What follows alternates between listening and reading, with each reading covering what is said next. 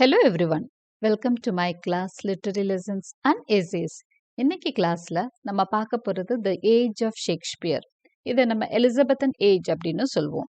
This is called as the golden era of English literature. English லிட்ரேச்சரோட golden period இது. So இதோட time period பார்த்தீங்கன்னா 1558 to 1625. Of course ஷேக்ஸ்பியர்லேருந்து பெரிய பெரிய ரைட்டர்ஸ் எல்லாம் இந்த பீரியட்குள்ளே வந்துருவாங்க. ஷேக்ஸ்பியரை நம்ம தனியாக அவரோட ட்ராமாட்டிக் ஒர்க்ஸோட தனியாக நம்ம அவரோட லைஃப் ஒர்க்ஸ் எல்லாமே பார்த்துட்டோம். இன்னைக்கு வந்து நான் ட்ராமாட்டிக் வேர்ஸ் பார்க்க போகிறோம். அதாவது ட்ராமா இல்லாத போயம்ஸ். ஏன்னா ஷேக்ஸ்பியரும் ஹி ரோட் வேர்ஸ் ட்ராமாஸ் தான், அவர் எழுதினது எல்லாமே வேர்ஸ் ட்ராமாஸ். ஸோ நம்ம வந்து நான் ட்ராமாட்டிக் ட்ராமா இல்லாத போயம்ஸ், அதாவது லிரிக்கல் போயம்ஸ் டைப்ல நம்ம இன்னைக்கு பார்க்க போறோம். Okay, so before getting into the class, a kind request, please subscribe my channel. So Elizabethan age, இந்த நான் ட்ராமாட்டிக் வாஸ் எதனால எலிசபெத்தன் ஏஜ்னா எந்த பீரியட் அப்படிங்கிறத நம்ம தெரிஞ்சுக்கலாம். இதை வந்து ஆக்சுவலாக ஷேக்ஸ்பியரின் ஏஜ்னு சொல்லலாம், எலிசபெத்தன் ஏஜ்னு சொல்லலாம். பீரியட் பார்த்தீங்கன்னா it extends from the accession of Elizabeth in 1558 to the death of James I in 1625. கிட்டத்தட்ட 67 பீரியட்ஸ் இன் ஆல். இந்த பீரியடோட ஃபுல் ஸ்பேன் பார்த்தீங்கன்னா டேர்ம் பார்த்தீங்கன்னா 67 இயர்ஸ் இன் ஆல். இந்த பீரியடை 3 டிவிஷன்ஸாக பிரிக்கலாம். First 21 years, second 24 years, third 28 இயர்ஸ்னு 3 டிவிஷன்ஸாக பிரிச்சிருக்காங்க. இந்த ஃபர்ஸ்ட் 21 இயர்ஸை வந்து எப்படி சொல்கிறாங்கன்னா டைம் ஆஃப் ப்ரிப்பரேஷன் சொல்கிறாங்க. இந்த டைமில் தான் பார்த்தீங்கன்னா யூனிவர்சிட்டி விட்ஸ் வருவாங்க, அந்த டோட்டல்ஸ் மிஸ்ஸலனி வந்திருக்கும். ஸோ எல்லாமே ரெடி ஆகிட்டு இருக்கும். அதாவது அந்த கோல்டன் ஏராக்கான பிளாட்ஃபார்ம் தயாராகிட்டு இருக்கிற பீரியட் இது. அதனால தான் அதை வந்து டைம் ஆஃப் ப்ரிப்பரேஷன் அப்படின்னு சொல்கிறாங்க. It is the spring tide of the Elizabethan literature. Elizabethan லிட்ரேச்சரோட ஸ்ப்ரிங் டைம், அதாவது வசந்த காலம் இப்போதான் ஆரம்பிக்க போகுது அப்படிங்கிறாங்க. அடுத்தது செகண்ட் 24 அப்படிங்கிறது வந்து time of full fruition or summer, அதாவது அதோட பலன்களை அனுபவிக்க போற பீரியட். அந்த இது இருக்கு இல்லையா, அந்த ஸ்ப்ரிங்ல விதைச்சதெல்லாம் அறுவடைக்கு தயாராகுது. அதாவது அந்த போட்ட பிளாட்ஃபார்ம் எல்லாம் கரெக்டாக யூஸ் ஆகுது, செட் ஆகுது, பெரிய ரைட்டர்ஸ் எல்லாம் ஃபார்ம் ஆகுறாங்க. ஸோ அவங்களோட பெரிய கிரியேட்டிவிட்டி எல்லாம் வர்றது அப்படின்னு சொன்னால் அந்த செகண்ட் 24ல் தான் வருது. அப்போ ஷேக்ஸ்பியர் ஸ்பென்சரோட கிரேட் ஒர்க்ஸ் எல்லாம் வர்றது பார்த்தீங்கன்னா செகண்ட் 24ல். அந்த பீரியடை நம்ம எப்படி சொல்கிறாங்க அப்படின்னா ஃப்யூஷன் ஆர் சம்மர் பீரியட் அப்படின்னு சொல்கிறாங்க. அவங்களுக்கு சம்மர் வந்து பெஸ்ட் பீரியட். ஏன் நம்மளுக்கு சம்மர்னா என்ன, சம்மரோட கம்பேர் பண்ணுறாங்கன்னு நினைக்காதீங்க. Summer is the best season for them. அவங்க யூரோப்பில் வந்து சம்மர் வந்து அவங்க ரொம்ப என்ஜாய் பண்ணுவாங்க. ஏன்னா மற்ற சமயத்தில் அவங்களுக்கு வெயிலே இருக்காது இல்லையா, ஆர்டிக் ஒட்டி இருக்கிற கண்ட்ரி அது. ஸோ அவங்களுக்கு சம்மர் வந்து ரொம்ப பிடிச்ச காலம் வந்து சம்மர் தான். So they compare this period, the second period to summer. அடுத்து தேர்ட் 28 பாருங்க, decline or the autumn period. கிட்டத்தட்ட ஜேம்ஸ் I பீரியட் வந்துடும். அப்போ பார்த்தீங்கன்னா அதுவும் ஷேக்ஸ்பியரியன் பீரியட் தான். இந்த பீரியடை வந்து டிக்ளைன் பீரியட் அப்படின்னு சொல்றாங்க. அதாவது இறங்கு முகம், அதாவது ஏறுமுகம் ஆரம்பிச்சு அந்த ஃபுல் இதில் ஸ்விங்கில் இருக்கு. அடுத்த 24 இயர்ஸ், அடுத்த 28 இயர்ஸ் வந்து அப்படியே இறங்கிட்டு வருது. டிக்ளைன் பீரியட் இருக்கு. இதை ஆட்டம் சீசனோட கம்பேர் பண்றாங்க. ஃபர்ஸ்ட் இதை ஸ்ப்ரிங் சீசனோட, செகண்ட் இதை சம்மர் சீசனோட, தேர்ட் இது ஆட்டம் சீசனோட கம்பேர் பண்றாங்க. In its proper terms, the first two are Elizabethan and the third is Jacobean. இதை வந்து இன்னுமே இங்கிலீஷ் லிட்ரேச்சர்ல இந்த தெளிவாக பார்ட்டா படிச்சிங்க அப்படின்னு சொன்னீங்கன்னா ஃபர்ஸ்ட் 2 பீரியட்ல தான் எலிசபெத் வாழ்ந்துட்டு இருந்தாங்க. அடுத்த தேர்ட் பீரியட்ல பார்த்தீங்கன்னா ஜேம்ஸ் I வாழ்றாரு. ஜேம்ஸ் வந்து ஜேக்கப் அப்படின்னு தான் சொல்லுவாங்க ஸ்காட்லாண்டில். அதனால ஜெக்கோபியன் அப்படின்ற நேமும் உண்டு. ஜெக்கோபியன் பீரியட் அப்படின்னு தான் சொல்லுவாங்க. ஸோ ஃபர்ஸ்ட் 2 பீரியட் வந்து எலிசபெத், அதாவது ஃபர்ஸ்ட் 21, செகண்ட் 24 எலிசபெத்தன்லேயும், தேர்ட் 28 வந்து ஜெக்கோபியன் பீரியடாகவும் கன்சிடர் பண்ணுறாங்க. But both the periods can be included in the general phase the age of Shakespeare. ஆனால் இந்த ஃபர்ஸ்ட் 2, தேர்ட் எல்லாமே சேர்ந்து எல்லாம் ஒரே ஏஜாக சொல்லிடலாம், த ஏஜ் ஆஃப் ஷேக்ஸ்பியர் அப்படின்னு. ஓகே, ஃபர்ஸ்ட் 2 எலிசபெத்தன், தேர்ட் வந்து ஜெக்கோபியன், இத மூணும் சேர்ந்தது both இல்ல, all the three periods can be called as the age of Shakespeare. This period as a whole ranks as one of the greatest in the annals of world literature. இப்போ உலக அந்த இலக்கிய வரலாறுலயே best period வந்து இந்த Elizabethan period தான். ஏன்னா எல்லா லிட்ரேச்சர்லயுமே ஏன்னா இங்கிலீஷ் லிட்ரேச்சரோட பெஸ்ட் பீரியட் வந்து அவங்க தங்களுக்காக மட்டும் இலக்கியத்தை கொடுக்கல. ஏன்னா ஷேக்ஸ்பியர் மாதிரி ஒரு ரைட்டர் எழுதுறாருன்னா அவர் வந்து இங்கிலீஷ்காக மட்டும் எழுதல, அவரோட ஒர்க்ஸ் இன்னைக்கு எல்லா லாங்குவேஜஸ்லயும் டிரான்ஸ்லேட் பண்ணப்பட்டிருக்கு இல்லையா. So it is one of the greatest in the annals of world literature அப்படின்னு சொல்றாங்க. Spenser, Shakespeare, and Bacon grew from boyhood into youth in the early years of Elizabethan reign and reached maturity during the closing decades of the 16th century. So இவங்க எல்லாமே பார்த்தீங்கன்னா early period, எலிசபெத்தோட early பீரியட்ல தான் வந்து அவங்க பசங்களா வளர்றாங்க, பாய்ஹுட்ல இருக்கிறாங்க. அடுத்து அந்த சம்மர் சீசன்ல அவங்க ஃபுல் மெச்சூரிட்டி அடைகிறாங்க. அதே மாதிரி அவங்க டிக்ளைன் பீரியட் வந்து ஜெக்கோபியன் பீரியட்ல இருக்கும். Atmosphere of the age and its features. So இந்த பீரியடோட ஏஜ், அந்த பீரியட்ல அந்த கண்ட்ரி எப்படி இருந்தது, அதோட அட்மாஸ்பியர் எப்படி இருந்ததுன்னு பார்க்க போறோம்.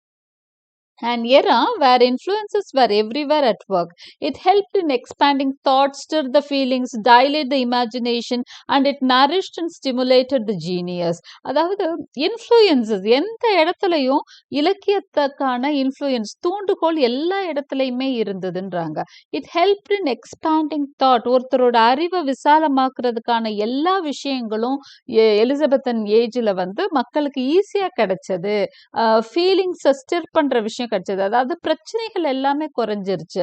அது ஏன்னா எலிசபெத் பீரியடுக்கு வரைக்கும் பாத்தீங்க அப்படின்னா பிரெஞ்சு வார் நடக்கும், உள்ளுக்குள்ளேயே இந்த பங்காளி சண்டை மாதிரி சிவில் வார் நடந்துட்டு இருக்கும், இந்த வார்ஸ் ஆஃப் ரோசஸ் நடக்கும், பிளாக் டெத் போயிட்டு இருக்கும். ஸோ நிறைய ப்ராப்ளம்ஸ்னால இங்கிலாந்து சஃபர் ஆயிட்டு இருக்கும். எலிசபெத்தன் பீரியட்ல பாத்தீங்கன்னா ஒரு பிரச்சனையும் இருக்காது, அப்படியே ப்ராஸ்பரிட்டியில இருக்கும், நல்ல வளம் கொளிச்சிட்டு இருக்கும். அப்ப மக்கள் எல்லாம் ரொம்ப செழிப்பா இருக்கிறப்ப நேச்சுரலி கிரியேட்டிவிட்டி நோக்கி போகத்தான் செய்வாங்க. அப்ப it stir the feelings, dilate the imagination. அப்ப அந்த இமேஜினேஷன், அந்த கற்பனை வளம் வந்து அப்படியே தூண்டி விடப்படுது. And it nourished and stimulated the genius. கற்பனை வளம் தூண்டி விடுறப்போ ஒரு மனுஷனுக்குள்ள இருக்க அந்த ஜீனியஸ் வந்து வெளிப்பட ஆரம்பிக்குது. அவனோட சிறந்த பார்ட், அந்த ஜீனியஸ், அந்த அறிவு வந்து வெளியே வருது. Innumerable translations carried the treasures of classics far and wide.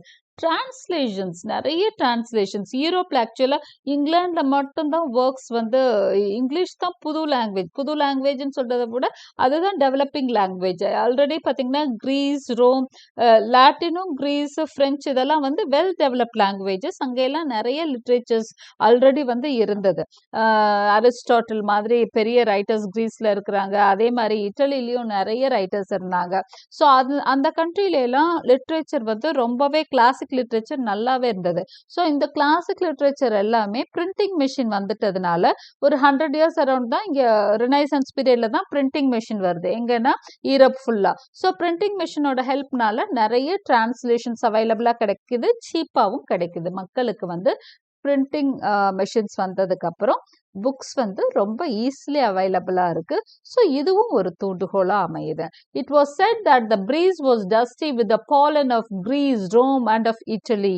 அந்த பிரீஸ் வாஸ் டஸ்டி, அதாவது காற்றே எப்படி இருந்ததா, மகரந்த துகள்களோட. இந்த என்ன மாதிரி மகரந்த துகள்கள் தெரியுமா? கிரீஸ், ரோம், இட்டலி இந்த மாதிரி நாடுகளோட மகரந்த துகள்களோட இருந்தது. அப்படின்னா அதுக்கு என்ன அர்த்தம் அப்படின்னு சொன்னா, இட் இஸ் கிவிங், மகரந்த துகள்கள் வந்து ஒரு கிரியேட்டிவிட்டியை தூண்டுற ஒரு விஷயம். எதுக்காக மகரந்த துகள்கள் யூஸ் ஆகும் அப்படின்னு சொன்னீங்கன்னா, ஒரு வண்டு வந்து இந்த ஒரு பூவுல இருக்க மகரந்தத்தை இன்னொரு பூவுல சேர்க்கிறப்பதான் ஒரு பூ ஒரு கனியாகும், ஒரு பூ வந்து கனியாகும் இல்லையா, காயாகி கனியாகும். அப்போ ஒரு கிரியேட்டிவிட்டிக்கு காரணமா இருக்கிறது அந்த பாலன்ஸ் தான். அந்த பாலன்ஸ் வந்து இந்த கிரீஸ்ல இருந்து, ரோம்ல இருந்து, இட்டலில இருந்து இருக்க பாலன்ஸ் எல்லாமே வந்து இங்கிலாந்துல இருந்ததான் அந்த பீரியட்ல. அதாவது டிரான்ஸ்லேஷன்ஸ் மூலமா விதைகளா அப்படியே இருந்தது. டிரான்ஸ்லேஷன்ஸ் மூலமா, அதாவது புக்ஸ் மூலமா அது விதைகளாக அங்க உலாவிட்டு இருந்தது. ஸோ என்ன ஆயிடுச்சு, எல்லாரும் அதை பத்தி பேச ஆரம்பிச்சாங்க. மக்களுக்கு அதை பத்தி நிறைய நாலேஜ் வந்தது. அப்ப நேச்சுரலா எல்லாருக்கும் என்ன வந்தது, அந்த இலக்கியத்தின் மேல ஒரு ஆர்வம், பற்று எல்லாமே இருந்தது.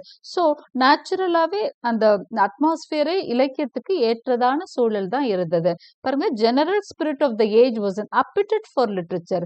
இலக்கியத்திற்கான தாகம், appetiteனா தாகம், ஜெனரல் ஸ்பிரிட்டே அப்படிதான் இருந்தது. there was an appetite for literature. Renaissance aroused intellectual spirit and Reformation awakened the spiritual nature. Renaissance மூலமா அவங்களுக்கு அந்த இன்டெலெக்சுவல் ஸ்பிரிட் இருக்கு இல்லையா, அறிவு வந்து தூண்டிவிடப்பட்டது. அதே மாதிரி ரெஃபர்மேஷன் மூலமா ஆன்மீகமும் தூண்டிவிடப்பட்டது. Printing press helped both. இரண்டுக்குமே ரொம்ப பெரிய சேவை செஞ்சது பிரிண்டிங் பிரஸ். அதாவது பைபிள் ரெஃபர்மேஷன்ல சர்வ் பண்றது வந்து பைபிள் வந்து சாதாரண மக்கள் கைகள்லயும் கொண்டு போய் சேர்த்தது பிரிண்டிங் பிரஸ் தான். அதே மாதிரி ரினைசன்ஸ்னால நிறைய ரீபர்த், ரினைசன்ஸ்னா ரீபர்த் அண்ட் எவ்ரி திங் தான். ஓகே, ஸோ இந்த ரீபர்த் எப்படி என்ன செஞ்சது அப்படின்னா, it diffuse knowledge of the classics. அதாவது கிளாசிக்ஸ்னா பழைய தொன்மையான அறிவு சார்ந்த புத்தகங்கள் எல்லாம் இருக்குல்ல, அதெல்லாம் கிளாசிக்ஸ்னு சொல்லுவாங்க, கிளாசிக்ஸ் இன் லிட்ரேச்சர்னு சொல்லுவாங்க. ஸோ அது எல்லாமே மக்களோட கையில எளிதா கிடைச்சது. They could easily get the classics of Greece and Italy in England. இங்கிலாந்துல மக்களுக்கு டிரான்ஸ்லேஷன்ஸ் ரொம்ப அழகா கிடைச்சது. Not only that, Bible was in the hands of the common people. Bible வந்து சாதாரண மக்களோட கைகளிலும் இருந்தது. This deepen the moral earnestness of common public. இப்போ பைபிள் கையில கிடைக்கிறப்போ, பைபிளை ஃபாலோ பண்றப்போ, நேச்சுரலி ஒரு ரிலிஜன் வந்து ஃபாலோ பண்றப்போ என்ன ஆயிரும் அப்படின்னு சொன்னா, அவங்களுக்கு வந்து மாரல் ஏர்னஸ்னஸ், ஒழுங்கா நடந்துக்கணும், நம்ம வந்து இப்படி நம்மளோட வாழ்க்கை முறை வந்து சீரமைச்சுக்கணும்ன்ற எண்ணம் மக்களிடையே வந்தது. ஏன்னா அதுக்கு முதல் மிடில் ஏஜஸ் வந்து டார்க் ஏஜஸ்ன்னு சொல்லுவாங்க. அதாவது சரியான வழி பாதை கிடைக்காம இருந்தாங்க. யாரோ மொனாஸ்ட்ரியில சொன்னதை மட்டும் ஃபாலோ பண்ண, ஒரு ப்ரீஸ்ட் வந்து தப்பா கூட அவங்கள கைட் பண்ணி இருந்திருக்கலாம் இல்லையா. ஸோ இப்போ பைபிள் அவங்க கையிலேயே வந்துட்டதுனால அவங்களுக்கே தெரிஞ்சது எதுதான் கரெக்டான வழிமுறைகள், அவங்களாவே படிச்சு இன்டர்பிரட் பண்ணிக்க முடிஞ்சது. Discovery of the new worlds beyond the high seas instigated a zest for adventure, kindled fresh ideas, enlarged the boundaries of human minds. அடுத்து இன்னொரு விஷயம், முக்கியமான விஷயம் என்ன அப்படின்னு சொன்னா, discoveries of the worlds beyond the high cheese.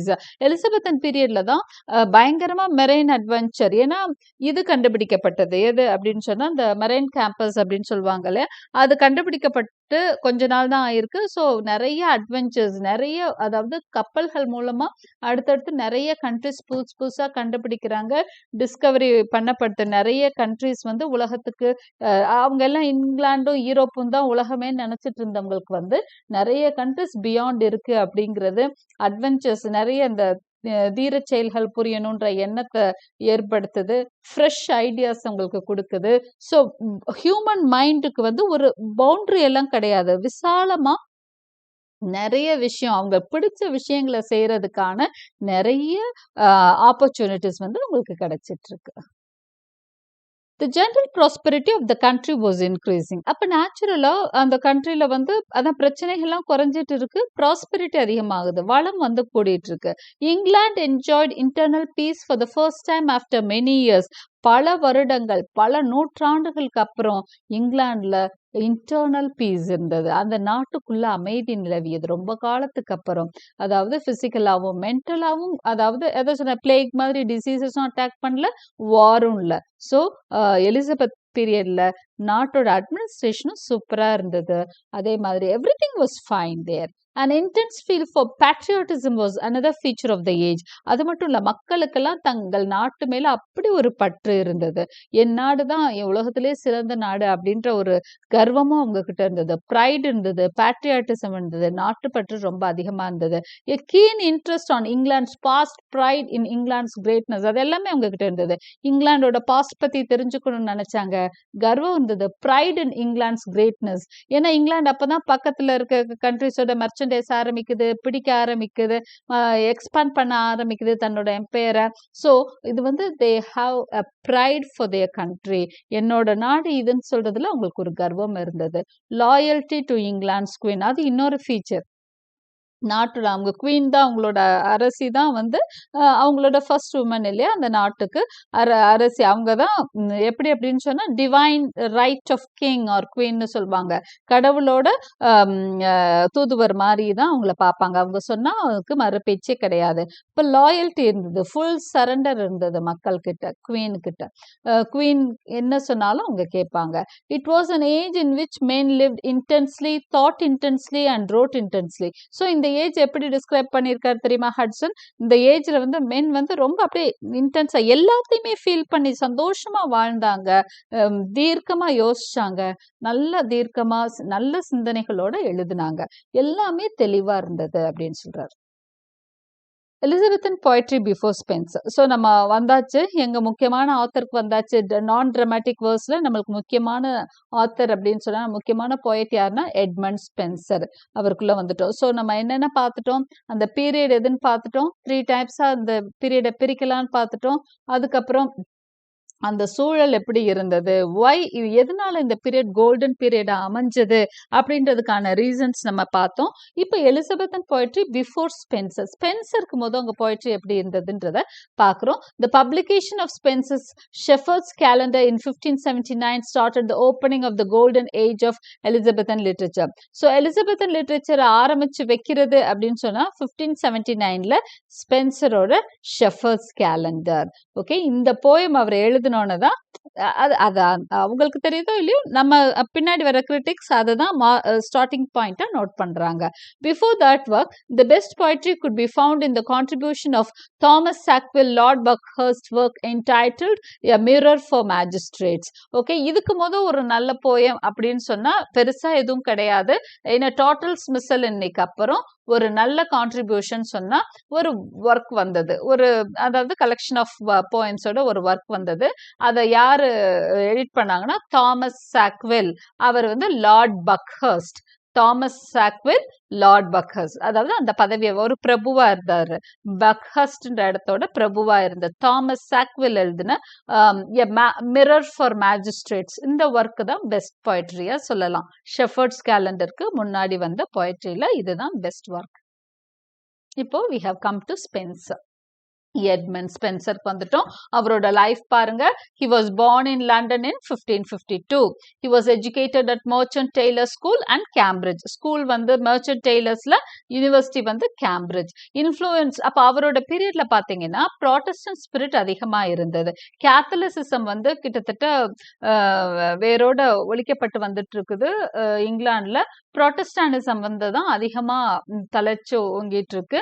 So he was influenced by a strong Protestant spirit which was then pervading in the university. University ஃபுல்லா அங்க அந்த குரூப் ஃபுல்லாவே அந்த ஏஜ்ல இருக்கவங்க எல்லாருமே ப்ராட்டஸ்டானிசம் தான் பேசிட்டு இருந்தாங்க.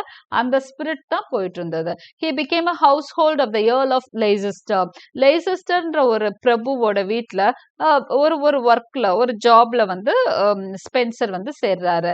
Sir Philip Sidney, nephew to the Earl, became an intimate friend of him.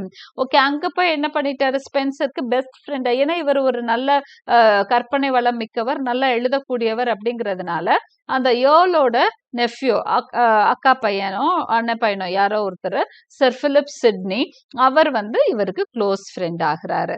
Okay, sir, அதனாலதான் அவர் sir Philip Sidney. So Philip Sidney சாதாரண ஆள் கிடையாது, அவர் வந்து ஒரு பெரிய குடும்பத்தால அவரோட ஃப்ரெண்ட்ஷிப் வச்சுக்கிறாரு Edmund Spenser. In 1580, he went to Ireland as secretary to the new Lord Deputy, Lord Grey D. Wilton. என்னன்னா அவருக்கு என்ன வேலை கொடுக்குறாங்க, அங்க இருந்து Earl of Leicester வீட்டுல இருக்கிறாரா, அங்க இருந்து இவருக்கு வந்து அயர்லாண்டுக்கு அனுப்புறாங்க.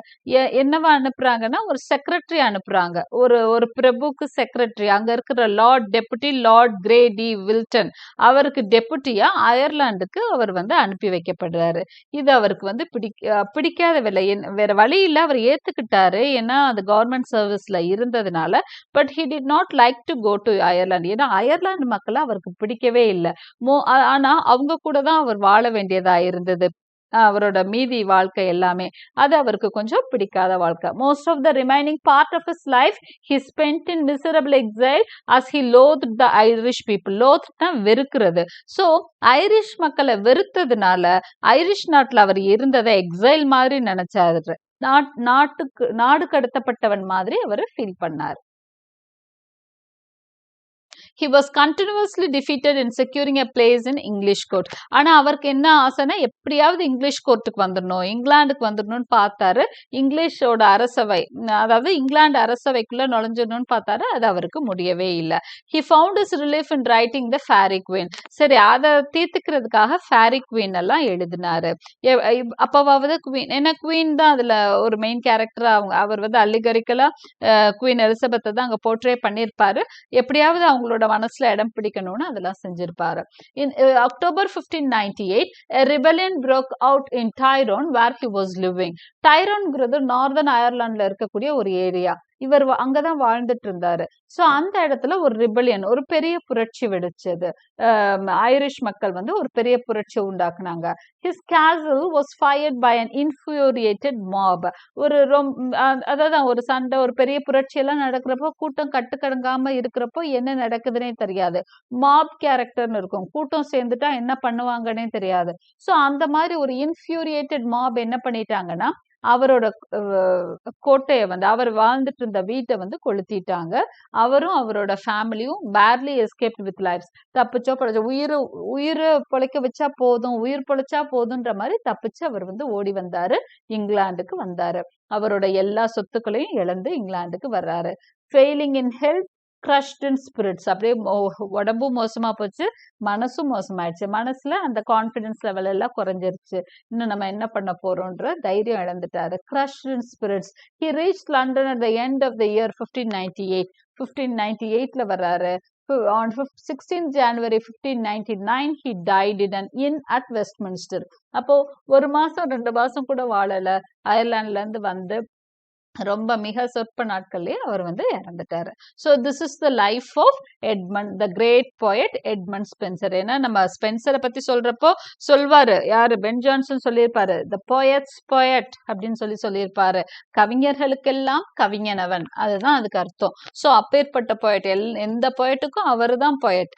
ஓகே, அவரை தான் இன்ஃப்ளூயன்ஷியலா நினைப்பாங்க, இன்ஸ்பைரிங்கா நினைப்பாங்க. அப்படி ஒரு போயட் அவரை வந்து அவரோட லைஃப் வந்து முடிகிறப்போ கொஞ்சம் டிராஜிக்கலா தான் முடிஞ்சது. Spenser's works are his immortal ஒர்க்ஸ்ன்னு சொல்றோம்னா எதெல்லாம் சொல்லலாம்னு ஒரு லிஸ்ட் கொடுத்துருக்கேன் பாருங்க. The Faerie Queene, the Shepheardes Calender, Amoretti, Epithalamion and Prothalamion, Four Hymns and Astrophel, இதெல்லாம் அவரோட பெஸ்ட் ஒர்க்ஸ். இதுல தி ஷெஃபர்ட்ஸ் கேலண்டர் வந்து ஒரு பாஸ்டரல் poem and artificial one. பாஸ்டரல் poem தான் கொஞ்சம் ரொம்பவே ஆர்டிஃபிஷியலா இருக்கும். He followed the model set by the late Greek poet Theocritus and Virgil in his Bucolica, and by the French and Italian writers of the Renaissance who had imitated these. இதெல்லாம் பார்த்துக்கோங்க, ஏன்னா questions கேட்கலாம். ஏன்னா பாஸ்டரல் poem, அதாவது Spencer's ஷெஃபர்ட்ஸ் calendar எதை follow பண்ணப்பட்ட, எந்த மாடலை ஃபாலோ பண்ணி அவர் எழுதினாரு அப்படின்னு சொன்னா, கிரீக் போயட்ரி தியோக்ரைட்டஸையும் ஃபாலோ பண்ணியிருக்காரு, வேர்ஜிலையும் ஃபாலோ பண்ணியிருக்காரு. வேர்ஜில் அவரோட பியூகோலிகா அப்படிங்கிற ஒரு ஒர்க்ல ஃபாலோ பண்ண அந்த பாஸ்டரல் ஸ்டைல தான் ஃபாலோ பண்ணி இவர் ஷெஃபர்ட்ஸ் கேலண்டர் எழுதியிருக்காரு. அதை மட்டும் இல்ல, பிரெஞ்சு இட்டாலியன் ரைட்டர்ஸ் வந்து காப்பி பண்ண ஸ்டைலையும் இவர் காப்பி பண்ண. பிரெஞ்சு இட்டாலியன் ஸ்டைல் ரைட்டர்ஸ் வந்து யாரை காப்பி பண்ணியிருக்காங்கன்னா இந்த பழைய கிரீக் ஸ்டைல தான் காப்பி பண்ணியிருக்காங்க. அதை தான் இவர் திரும்ப காப்பி பண்ணி எழுதியிருக்கிறாரு அப்படின்னு சொல்றாங்க. ஷெஃபர்ட்ஸ் கேலண்டர் அண்ட் அதர் ஒர்க்ஸ். இப்போ ஷெஃபர்ட்ஸ் கேலண்டர் பத்தியும் அவரோட மற்ற ஒர்க்ஸ் பத்தியும் ஒரு சின்ன ஐடியா பார்த்துக்கலாம். So Shepherd's calendar is divided into 12 parts. 12 பகுதிகளாக பிரிச்சிருக்கிறாங்க. One for each month of the year. அதாவது ஒவ்வொரு மந்த்துக்கும் 12 months இருக்கு இல்லையா, ஒரு கேலண்டர்னு வருது இல்லையா. ஸோ ஷெஃபர்டோட கேலண்டர், ஷெஃபர்ட்னா யாரு, ஆடு மேய்ப்பவன். ஸோ அவரோட கேலண்டர்ல ஒரு 12 பார்ட்ஸா பிரிச்சு ஒரு மாசத்துக்கு ஒரு கேலண்டர் அப்படிங்கிற one for each, one part for each month of the year அப்படின்னு சொல்லியிருக்காரு. இதுல வந்து என்ன ஃபாலோ பண்ணியிருக்காருன்னா conventional pastoral imagery. Pastoral imagery எப்படி இருக்கும்னா ஷெஃபர்ட்ஸ் டாக்கிங் அண்ட் சிங்கிங்கா தான் இருக்கும். அதாவது இடையர்கள் பேசிக்கொள்வதும் பாடிக்கொள்வதுமாக அமைஞ்சிருக்கிற ஒரு ஸ்டைல் தான் வந்து கன்வென்ஷனல். அதாவது அதுதான் ட்ரெடிஷன். எந்த ட்ரெடிஷன்னா பாஸ்ட்ரலோட ட்ரெடிஷன். பாஸ்ட்ரல் போயம்ஸோட ட்ரெடிஷனே வந்து இடையர்கள் பேசிக்கிற மாதிரி இருக்கிறது தான். த poet writes his love for Rosalind. இந்த போயம்ல பாத்தீங்கன்னா poet தன்னோட லவ் ரோசாலண்ட் அப்படின்ற ஒரு இமேஜினரி கேரக்டர், இமேஜினரியா ரியல் கேரக்டரான்னு தெரியாது, மிஸ்டீரியஸ் தான், ஒரு ரோசாலண்டுக்கு அவர் வந்து தன்னோட காதலை வெளிப்படுத்துற மாதிரி இந்த போயம் வந்து அமைஞ்சிருக்கும். Deals with moral questions and religious issues as a strong Protestant. Okay, இந்த பாடல்ல காதல் மட்டும் கிடையாது, நிறைய மாரல் கொஸ்டின்ஸ் எழுப்பி அதுக்கான ஆன்சர் சொல்லியிருப்பாரு. அதே மாதிரி நிறைய ரிலீஜியஸ் இஷ்யூஸ் சம்பந்தப்பட்ட கேள்விகளுக்கும் பதில் சொல்ற மாதிரி இருக்கும். ஆனா அது எல்லாத்துலயும் ஒரு ஸ்ட்ராங் ப்ரோட்டஸ்டண்டா தான் அவரோட ஆன்சரை நம்ம பார்க்க முடியும். ஓகே, நிறைய இடத்துல தன்னை ஸ்ட்ராங் ப்ரோட்டஸ்டன்ட்ன்றத அவர் வெளிப்படுத்திட்டே தான் இருப்பாரு. அஸ்ட்ரஃபல்னு இன்னொரு போயம் எழுதியிருக்காரு, அது வந்து ஒரு elegy. This was publish in the year 1586. Okay, on the death of Philip Sidney. இது எதுக்காக எழுதினாரு? எலிஜின்னு சொல்லிட்டோம். எலிஜினா உங்களுக்கு தெரியும், ஒப்பாரி பாடல்னு சொல்லிட்டு. யாருக்காக இந்த மார்னிங் சாங் எழுதப்பட்டதுன்னா ஃபார் பிலிப் சிட்னி. ஆஃப்டர் அவரோட சொன்னேன் இல்லையா, Philip Sidney was his best ஃப்ரெண்டுன்னு சொன்னேன். ஸோ பிலிப் சிட்னி இறந்ததுக்கு அப்புறம் அவர் எழுதினது தான் அஸ்ட்ரஃபல். அப்புறம் ஃபோர் ஹிம்ஸ்னு ஒரு சாங் எழுதியிருக்காரு. அது வந்து in honour of love and beauty, காதலுக்காகவும் அழகை ரசித்தும் ஆராதித்தும் ஃபோர் ஹைம்ஸ் அப்படின்ற பாடல் எழுதியிருக்காரு. அதுக்கப்புறம் அமோரட்டி வந்து 88 sonnets, sequence of 88 sonnets.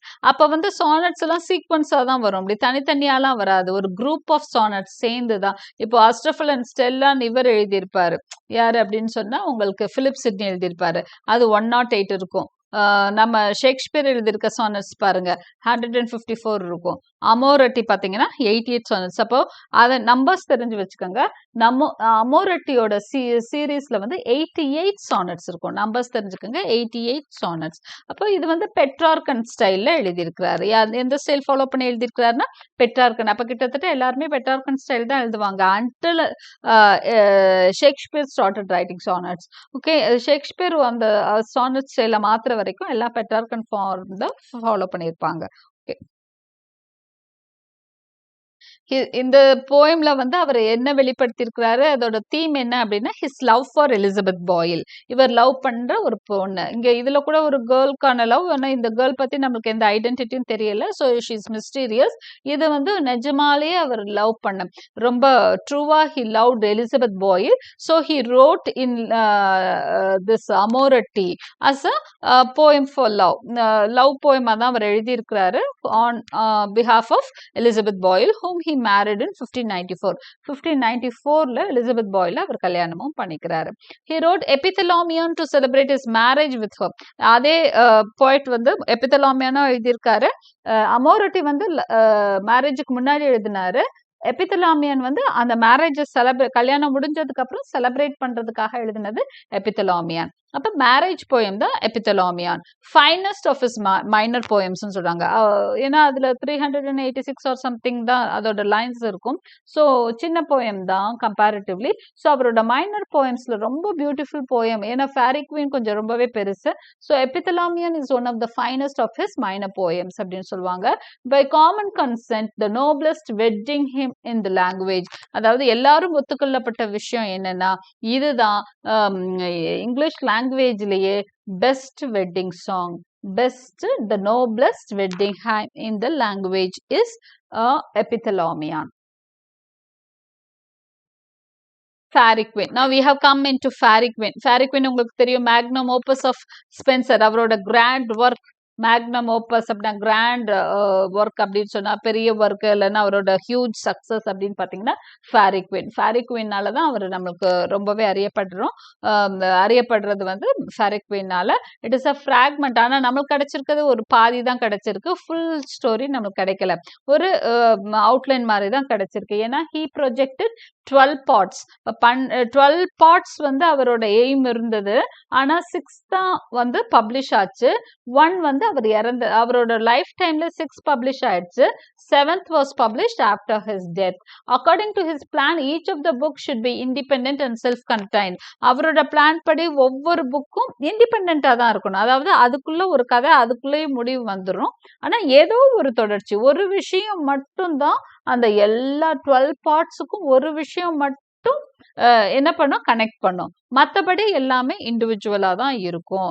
His scheme is explained at length in his prefatory letter to his friend Sir Walter Raleigh. So இதுதான் அவரோட ஸ்கீம். ஏன்னா நமக்கு ஃபுல் அவர் எழுதுறதுக்குள்ள இறந்துட்டாரு நம்ம போயிட்டு. ஸோ அவர் 7 பார்ட்ஸ் தான் அவரால் எழுத முடிஞ்சது. ஸோ ஆனால் நமக்கு எப்படி இதோட ஐடியா தெரியும் அப்படின்னு சொன்னா, அவர் வால்டர் ராலே, அது ஒரு 1 மார்க் கொஸ்டினா கூட இருக்கலாம். சர் வால்டர் ராலேக்கு அவர் ஒரு ப்ரிஃபேட்டரி லெட்டர் எழுதியிருந்தாரு. இதுதான் என்னோட ஸ்கீம் அப்படின்னு சொல்லி. அது மூலமா நம்மளுக்கு we come to know of the plan of Faerie Queene. The Faerie Queene keeps her, so நம்ம இப்போ we have come to the plan of Faerie Queene. Faerie Queene வந்து எப்படி எழுதப்பட்டிருக்கு அப்படின்னு பார்த்துக்கலாம். The Faerie Queene keeps her annual feast for 12 successive days. Faerie Queene என்ன பண்ணுவாங்கன்னா 12 days வந்து ஒரு annual feast நடத்துவாங்க. ஒவ்வொரு வருஷமும் 12 days ஒரு feast நடத்துவாங்க. Each of these days a certain knight at her command undertook a particular adventure. ஒவ்வொரு நாளும் அந்த annual feast நடத்துறப்போ ஒவ்வொரு நாளும் ஒவ்வொரு நைட் அப்படின்னு சொன்னா ஒரு சோல்ஜர், பெரிய ரேங்க் உள்ள ஒரு சோல்ஜர், தளபதி மாதிரி ஒருத்தர், அவர் என்ன பண்ணுவார்னா ஒரு பர்டிகுலர் அட்வென்ச்சர் எடுத்துக்குவாரு. ஏதோ ஒரு விஷயத்த சாதிக்க கிளம்புவாரு, ஏதோ ஒரு பிரச்சனையை தீர்த்து வைக்க கிளம்புவாரு. Prince Arthur is the one whom he chooses as the central figure as he was the greatest British legend cycle of chivalry. Okay, அடுத்ததா வந்து பிரின்ஸ் ஆர்த்தரை இங்க இன்ட்ரடியூஸ் பண்றாரு இந்த கதைகள்ல. பிரின்ஸ் ஆர்த்தர் யாருன்னா இந்த கதையோட ஒரு மெயின் கேரக்டர். ஒவ்வொரு கதைக்கும் ஒரு ஹீரோ இருப்பாரு, ஆனா எல்லா கதைக்கும் சேர்ந்து ஒரு சென்ட்ரல் ஃபிகர் இருக்கிறாரு. அவர் யாருன்னா பிரின்ஸ் ஆர்த்தர். இந்த பிரின்ஸ் ஆர்த்தர் யாரு அப்படின்னு சொன்னா, ஆக்சுவலா இங்கிலாண்டோட பழைய கதைகள், ஓல்டு இங்கிலீஷ் பீரியட்ல நம்ம படிக்கிறப்பவே பிரின்ஸ் ஆர்த்தர் பத்தி படிச்சிருப்போம். அதுல வந்து பழைய கதைகள் எல்லாம் பிரின்ஸ் ஆர்த்தர் பத்தி நிறைய, கிங் ஆர்த்தர், பிரின்ஸ் ஆர்த்தர்னு சொல்லிட்டு நிறைய கதைகள் வரும். அவரை வந்து வழியா அவர் வந்து செலிப்ரேட் பண்ணிக்கிட்டே தான் இருப்பாங்க இங்கிலீஷ் மக்கள். அவரை தான் என்ன பண்ணிருக்கிறாருன்னா சென்ட்ரல் ஃபிகரா கொண்டு வர்றாரு. ஓகே, சோ இவர் வந்து என்ன பண்ணுவாருன்னா சென்ட்ரல் ஃபிகரா எல்லா கதைகள்லயும் வந்துட்டு போவாரு. முக்கியமான கட்டத்துல அந்த நைட்டு கிளம்பி போறாரு இல்லையா ஒரு அட்வென்ச்சருக்கு, அவருக்கு ஒரு பிரச்சனை வர்றப்போ அவருக்கு ஹெல்ப் பண்ண அந்த இடத்துல பிரின்ஸ் ஆர்த்தர் வந்துருவாரு. சோ அப்படிதான் பிரின்ஸ் ஆர்த்தர் மூலமா அந்த ஹோல் அந்த 12 பார்ட்ஸும் கனெக்ட் ஆகுது. Okay, he was the greatest British legend cycle of chivalry. இதை ப்ரொனவுன்ஸ் பண்றது chivalryன்னு ப்ரொனவுன்ஸ் பண்ணும். Prince Arthur, having dreamt of the Faerie Queene, went forth in searching of her. ஆக்சுவலா Prince author எங்க வந்துகிட்டு இருக்கிறாரு, அவர் எப்படி ஒவ்வொரு இதுக்கும் வராரு அப்படின்னு சொன்னா, அவருக்கு வந்து Faerie Queene பத்தி ஒரு ட்ரீம் வந்திருக்கும். ட்ரீம்ல வந்து Faerie Queene பார்த்து லவ் பண்ணி he is on the way to in search, he is in quest of her, அவளை தேடி போய்கிட்டு இருக்கிறாரு. வர்ற வழியில தான் அவ அனுப்புன, அதாவது Faerie Queene அனுப்புன ஒவ்வொரு நைட்டா சந்திச்சு அவங்களோட ப்ராப்ளம்ஸ்ல அவங்களுக்கு ஹெல்ப் பண்ணிட்டு வந்துட்டு இருக்கிறாரு. அப்படிதான் அந்த கதை போகுது. He falls with the various knights who were engaged on their adventures by the way. So ஒவ்வொரு நைட்டையுமா அவங்க அட்வென்ச்சர்ல இருக்காங்களே, அப்ப அவர் வந்து சந்திச்சுக்கிட்டே வர்றாரு. நமக்கு முடியாததுனால, கதை முடியாததுனால முடிவு என்னன்றது தெரியாது. The appearance of Prince Arthur at a crucial juncture in each of these stories was specially devised as a link between one part and another of the gigantic design. இது ஒரு gigantic design, ஒரு mega design இந்த story. இதுல வந்து Prince author என்ன பண்றாரு அப்படின்னா ஒவ்வொரு நைட்டையும் சந்திச்சு அத ஒரு அழகான ஒரு லிங்கா இருக்கும் between parts. ஓகே, தனித்தனியா இருக்க ஒரு கதையில ஒரு லிங்க் பண்ற மாதிரி, ஒரு அழகா லிங்க் பண்ற மாதிரி பிரின்ஸ் ஆர்த்தர்ன்ற கேரக்டரை இன்ட்ரடியூஸ் பண்ணியிருப்பாரு. Modelled on Italian romantic epics. சரி, இந்த கதையோட மாடல் என்ன அப்படின்னா இட்டாலியில ரொமான்டிக் எபிக்ஸ் இருக்கும். அததான் மாடல் பேஸ் பண்ணி, அந்த மாடலை பேஸ் பண்ணி தான் பொதுவா இட்டாலியன் மாடல்ஸை பேஸ் பண்ணி தான் இங்கிலீஷ் ரைட்டர்ஸ் எழுதியிருக்கிறாங்க.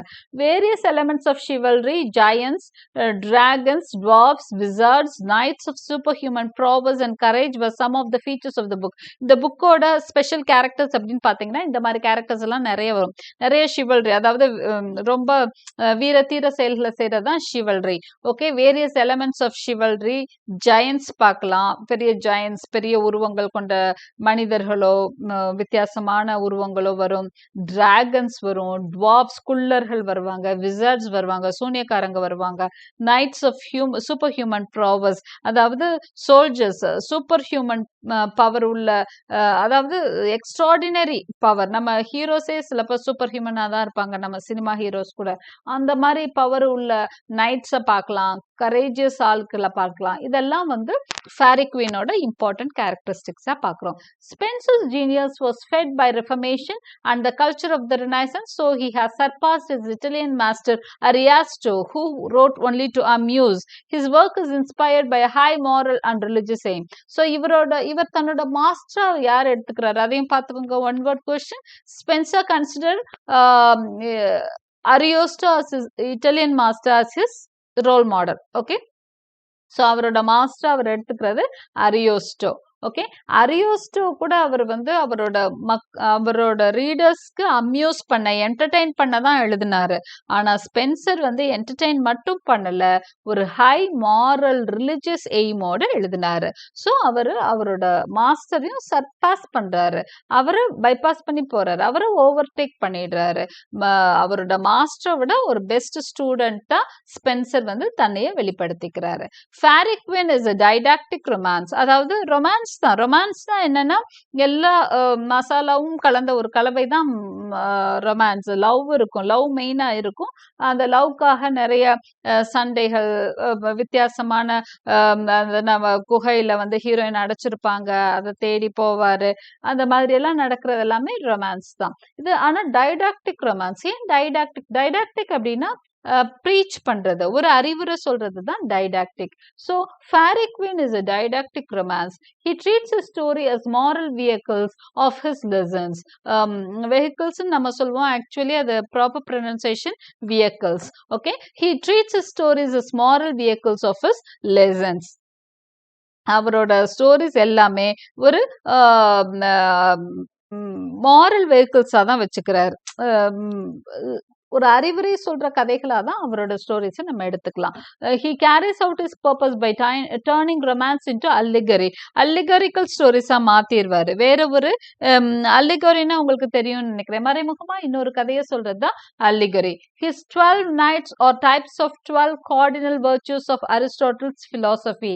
அப்ப இவரோட நைட்ஸ் இருக்காங்களே, அந்த வீர தீர செயல்கள் புரியுற அந்த 12 சோல்ஜர்ஸும் வந்து 12 cardinal virtues சிம்பலைஸ் பண்ணுவாங்க. ஒவ்வொருத்தரும் ஒவ்வொரு கேரக்டரை சிம்பலைஸ் பண்ணுவாங்க. எந்த கேரக்டர் அப்படின்னா 12 cardinal virtues அப்படின்னு சொல்றாரு. அரிஸ்டாட்டில் தன்னோட பிலாசபில 12 முக்கியமான virtues, நல்ல குணங்கள் சொல்லியிருக்காரு. ஒவ்வொரு நைட்டும் ஒவ்வொரு நல்ல குணத்தை சிம்பலைஸ் பண்ற மாதிரி தான் அவரு எடுத்திருப்பாரு. ஓகே, அடுத்த பாயிண்ட் பாருங்க. The adventures of each night represent symbolically the conflicts, experiences and temptations of each such virtue in the turmoil of the world and its ultimate triumph. Okay, ஒவ்வொரு நைட்டும் என்ன பண்ணுவார்னா ஒரு அட்வென்ச்சர் எடுத்துட்டு போறாங்க. அதுல அந்த ஸ்டோரியில என்னெல்லாம் சிம்பாலிக்கா காமிச்சிருப்பாங்க, ஒரு நைட் ஃபேஸ் பண்ற கான்ஃபிளிக்ட்ஸ், அவரோட எக்ஸ்பீரியன்சஸ், இது எல்லாமே என்ன அப்படின்னு சொன்னா அல்லிகாரியா தான் இருக்கும். ஓகே, ஸோ அல்லிகாரி அப்படின்னா ஒரு ஹிடன் மீனிங் இருக்க ஒரு ஸ்டோரியை தான் நம்ம அல்லிகாரின்னு சொல்றோம். அப்போ சாதாரணமா அந்த நைட் போயிட்டு இருக்க மாதிரி இருக்கும், பின்னாடி இன்னொரு மீனிங் ஆத்தர் வந்து சொல்லிட்டே வந்துட்டு இருப்பார். All the triumph is done with the aid of Arthur, who is the incarnation of divine power over all its foes. So எல்லா வெற்றியும் வந்து கடைசியில கிங் ஆர்த்தரால தான் முடிகிற மாதிரி இருக்கும்.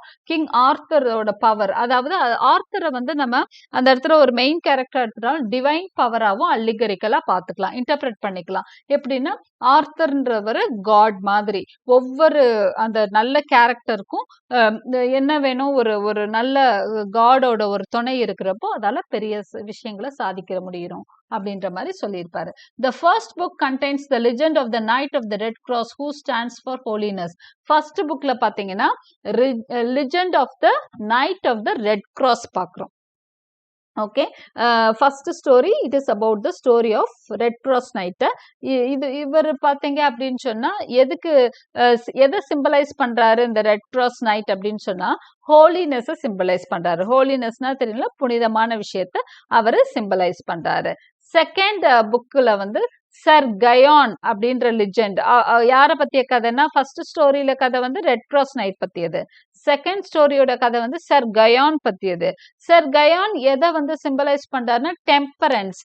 ஒவ்வொரு கேரக்டர்னு சொன்னோம் இல்லையா, 12 கேரக்டர்ஸ் இவங்க சிம்பலைஸ் பண்றாங்கன்னு. So red Cross night holiness symbolise பண்றாரு. கயான் வந்து டெம்பரன்ஸ். டெம்பரன்ஸ்னா என்ன அப்படின்னு சொன்னா ஒரு பொறுமையான ஒரு குணம், ஒரு செல்ஃப் கண்ட்ரோல், அதை தான் டெம்பரன்ஸ்னு சொல்லுவோம். தேர்ட் குவாலிட்டி, தேர்ட் ஸ்டோரி எதை பத்தியதுன்னா பிரிட்டோ மார்டிஸோட லெஜெண்ட் பற்றியது. பிரிட்டோ மார்டிஸ் வந்து எதை சிம்பலைஸ் பண்ணுதுன்னா சாஸ்டிட்டிய. இது எல்லாமே இம்பார்ட்டன்ட் கொஸ்டின்ஸ் உங்களுக்கு. ஒவ்வொரு ஸ்டோரி, அதாவது ஃபர்ஸ்ட் ஸ்டோரி எதை பத்தியது, செகண்ட் ஸ்டோரி எதை பத்தியது, இதெல்லாம் வந்து 1 மார்க் கொஸ்டின். ஃபர்ஸ்ட் ஸ்டோரி வந்து Red Cross Knight, second story Sir Guyon, third story Britomartis, fourth story Cambell and Triamond. இதுல 2 பேர் இருக்கு பாருங்க, ஏன்னா இது ஃப்ரெண்ட்ஷிப் பத்தியது. ஓகே, கேம்பல் அண்ட் ட்ரையமாண்ட் அப்படிங்கிற ஃப்ரெண்ட்ஸ் பத்தியது தான் fourth story. Fifth story Artegall பத்தியது. ஆர்டிகிளோட லெஜெண்ட், ஆர்டிகிள் எதை சிம்பலைஸ் பண்றாங்கன்னா justice. Sixth story Sir Calidore, அவர் வந்து எதை சிம்பலைஸ் பண்றாருன்னா கர்டசி. ஓகே, ஸோ இதெல்லாம் தான் symbolize பண்ற விஷயங்கள். So allegorical nature, all the stories are directly concerned with the political and religious problems of the age. எல்லா ஸ்டோரிஸ்லயும் அந்த காலத்துல இருந்த பொலிட்டிக்கல் ப்ராப்ளம்ஸையும் ரிலிஜியஸ் ப்ராப்ளம்ஸையும் தான் அதிகமா பேசியிருக்காரு.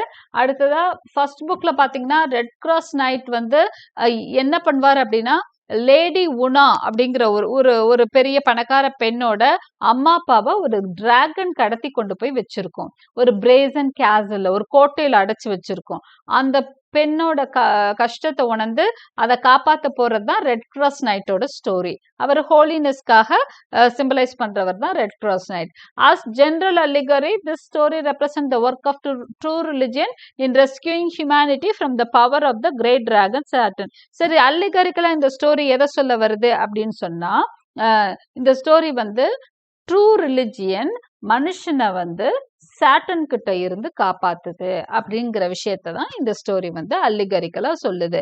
The friends and foes whom the knight meets are the forces that aid and oppose true religion. நைட்டோட friends வந்து true ரிலிஜியனோட AIDS, supporters. Friends, இந்த நைட்டோட ஃபோர்ஸ், எனிமீஸ் இருக்காங்கல்ல, அவங்க வந்து ட்ரூ ரிலிஜியனோட எனிமீஸ் அப்படின்னு இந்த ஸ்டோரியை படிக்கிறப்ப அல்லிகாரிக்கலா நம்மளுக்கு புரியும். அடுத்த வீக்னஸ், எட்மண்ட் ஸ்பென்சரோட வீக்னஸ் பார்த்தா அல்லிகாரி வந்து சம்டைம்ஸ் என்ன ஆயிடுதுன்னா கொஞ்சம் கன்ஃபியூஸ் ஆயிடுமா, எதை சொல்ல வர்றாரு, எது அல்லிகாரின்னே புரியாத அளவுக்கு சிலப்ப போயிடும். இன்கன்சிஸ்டண்டா இருக்கு, கொஞ்சம் வேகா இருக்கு, அப்ஸ்கியூரா இருக்கு, தெளிவா இல்ல அப்படிங்கிற வீக்னஸ் வந்து ஃபேரி குவீன்ல இருக்கு. This distracts the attention of the readers from the human attention of the poem. இதனால அட்டென்ஷன் வந்து டைவர்ட் ஆகுது ரீடர்ஸ்க்கு. It suffers from extreme artificiality, ரொம்பவே ஆர்டிஃபிஷியலா இருக்குது நிறைய இடங்கள்ல. அப்புறம் Spenser is a language storyteller. அவர் பெஸ்ட் ஸ்டோரி டெல்லர்லாம் சொல்ல முடியாது, ஆக்ஷன் எல்லாம் கம்மியா தான் இருக்கு, இழுக்கிறாரு, கொஞ்சம் போர் அடிக்கிறாரு அப்படிங்கிற மாதிரி இருக்கும். பட் போயம்ஸ் வந்து ரொம்ப அழகா எழுதியிருப்பாரு. ஆனா மெரிட்ஸ் வந்து மெனி அப்படின்னு சொல்லிட்டாங்க.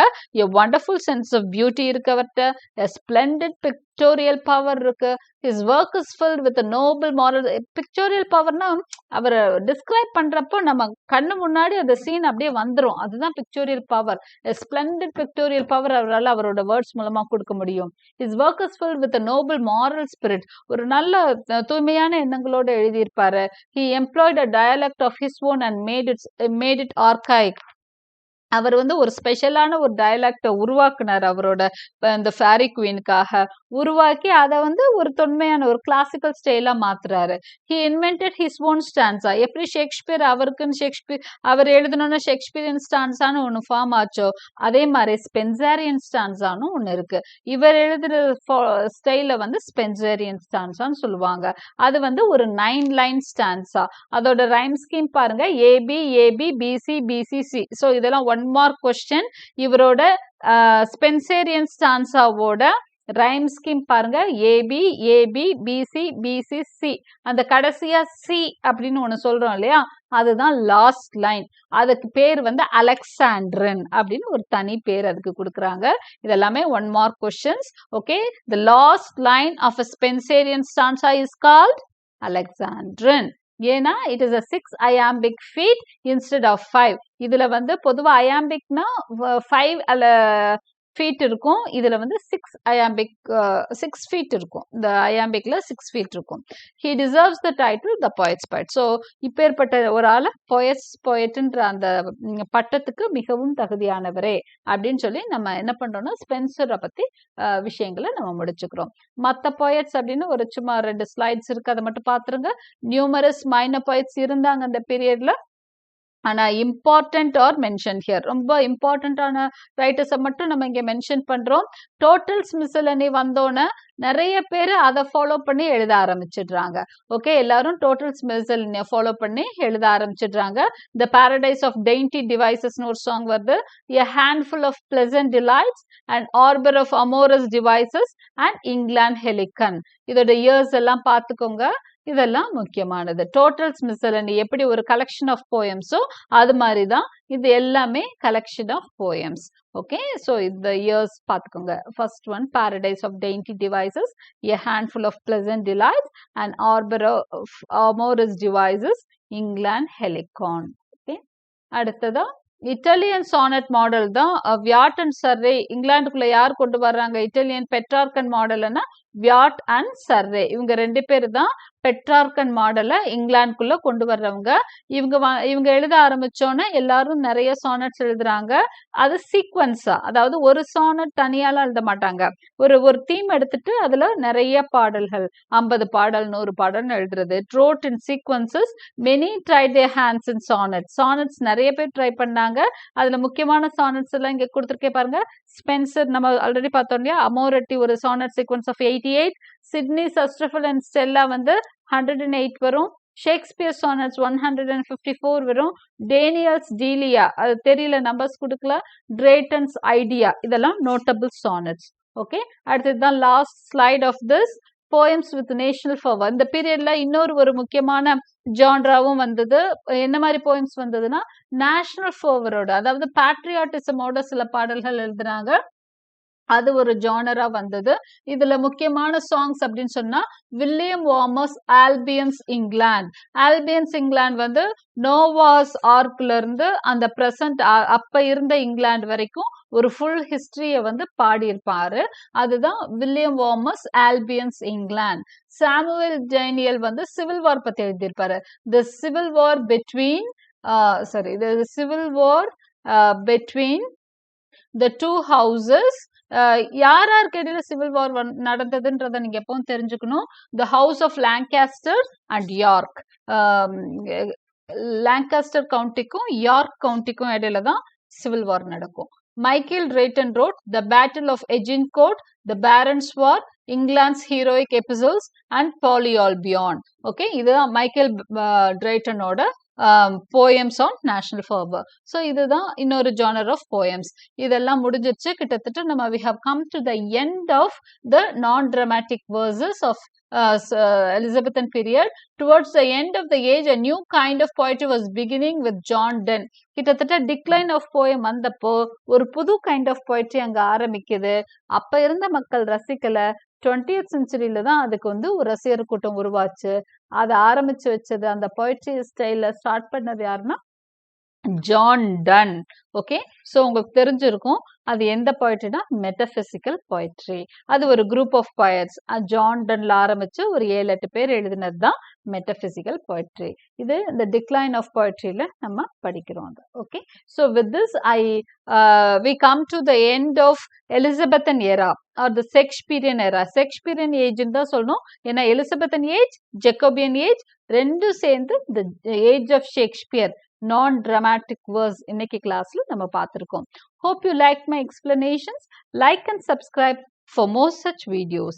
Press the bell icon for notifications. And thank you for watching.